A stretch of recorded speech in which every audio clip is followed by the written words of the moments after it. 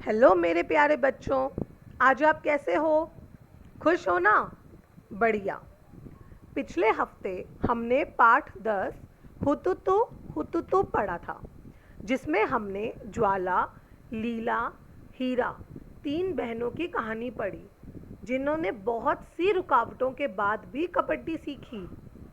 इसलिए आज की इस कक्षा में मैं बालिकाओं के अधिकारों के विषय में चर्चा करूंगी। आप सब ने कभी ना कभी अपने दादा दादी से सुना होगा कि उनके समय में लड़का और लड़की में बहुत भेदभाव किया जाता था। उस समय लड़कों पर ज़्यादा ध्यान दिया जाता था, परंतु अब स्थिति बदल चुकी है।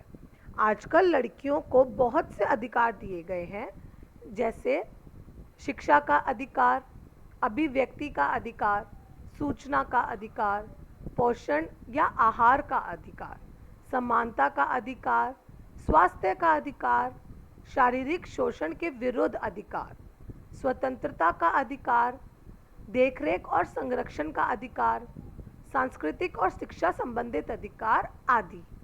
यह सब अधिकार आप पिक्चर में देख ही सकते हैं।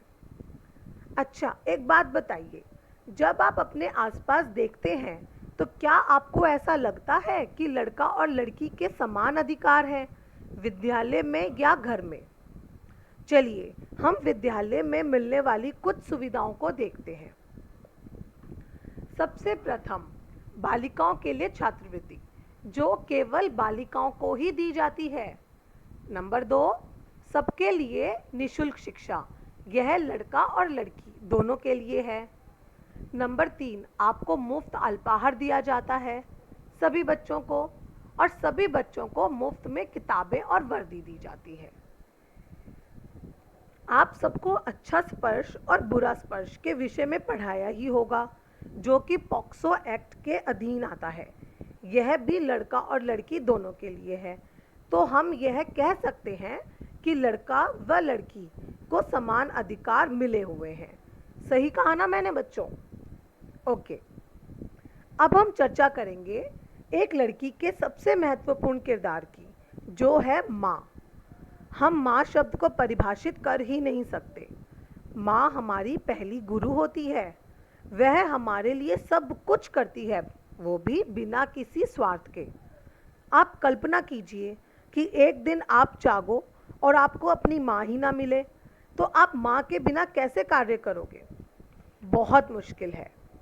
इसलिए यह कहा जाता है कि जब आप एक लड़की को शिक्षा देते हैं तो असल में आप एक पूरे परिवार को शिक्षित करते हैं, क्योंकि शिक्षित महिला अपने परिवार की अच्छे से देखभाल कर सकेगी। वह अपने अधिकारों और कर्तव्यों से भली भांति परिचित होगी। लेकिन एक लड़की सिर्फ एक माँ ही नहीं है। आप किसी भी क्षेत्र को देखिए, आपको सफल महिला ज़रूर मिलेगी।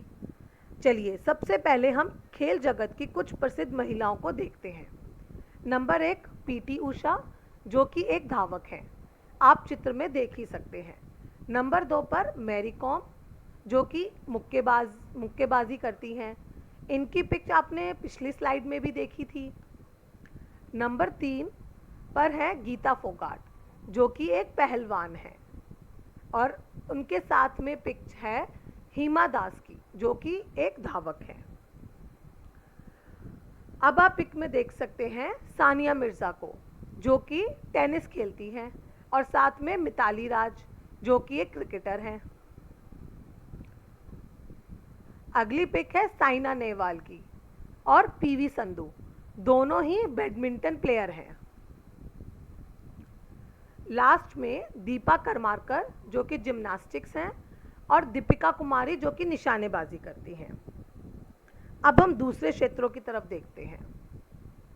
किरण बेदी बहुत ही प्रसिद्ध पुलिस ऑफिसर रही हैं। मदर टेरेसा, मुझे कुछ भी कहने की ज़रूरत ही नहीं है, वे एक नर्स थी। अब देखिए माधुरी दीक्षित की तस्वीर, जो कि एक सफल अभिनेत्री हैं। उनके साथ तस्वीर है एनी दिव्या की, जो कि सबसे कम उम्र की पायलट रही हैं।